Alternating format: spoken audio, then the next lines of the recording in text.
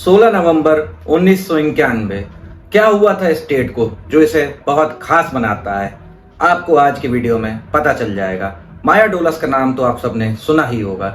इस दिन माया डोलस और उसके दोस्तों का मुंबई पुलिस ने एक बहुत पॉश एरिया में एनकाउंटर किया था। स्वाति बिल्डिंग में ये सब छिपे बैठे थे और ए खान ने जो टीम लीड की थी उसने इनका खुलेआम एनकाउंटर किया था और ये पहला ऐसा एनकाउंटर था जिसे मीडिया ने लाइव टेलीकास्ट किया था। तो इंडिया का पहला रिकॉर्डेड एनकाउंटर था लोखंडवाला इलाके में।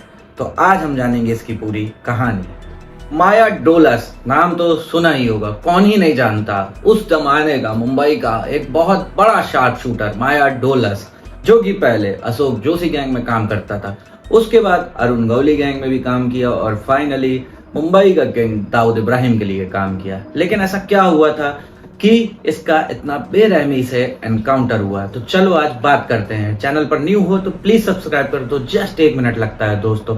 तो चलो वीडियो शुरू करते हैं। 1980 से लेकर 90 तक का जो ये दशक था ना, ये एक मुंबई में ट्रांजिशन पीरियड जैसा था।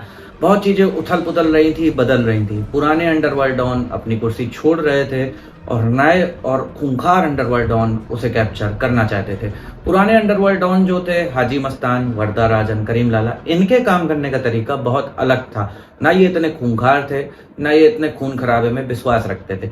इन दिनों ने अपने अलग अलग एरिया बांट रखे थे और अपने ही एरिया में अपनी इलीगल एक्टिविटीज करते थे। कोई भी किसी के एरिया में दखल अंदाजी नहीं करता था।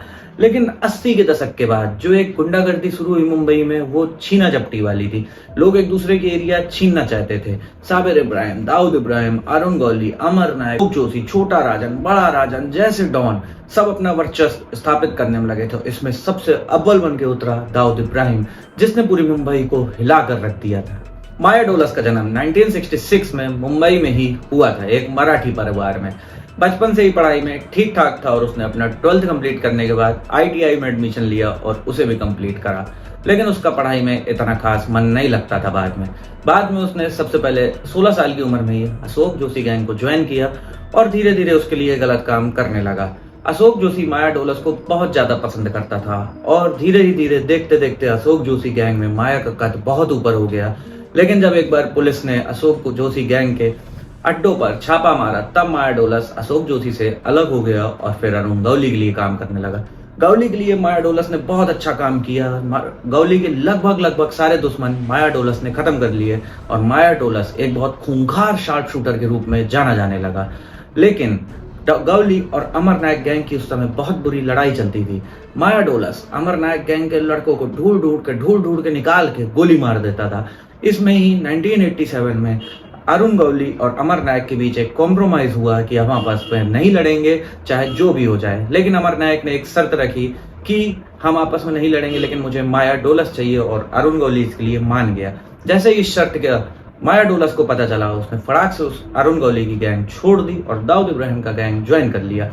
दाऊद इब्राहिम की गैंग में वो छोटा राजन के थ्रू घुसा था और दाऊद धीरे धीरे उसे बहुत पसंद करने लगा। दाऊद दुबई में रहता था और वहां से ही माया डोलस को ऑर्डर देता था और माया डोलस उसके लिए मुंबई में खून खराबा मचाता था। लेकिन इन दोनों की इतनी ज्यादा करीबी होने के बाद ऐसा क्या हुआ कि खुद दाऊद का ही इन्वॉल्वमेंट था माया डोलस के एनकाउंटर में, जानेंगे अगले एपिसोड में। तो प्लीज चैनल जल्दी से सब्सक्राइब कर लो। थैंक यू देखने के लिए।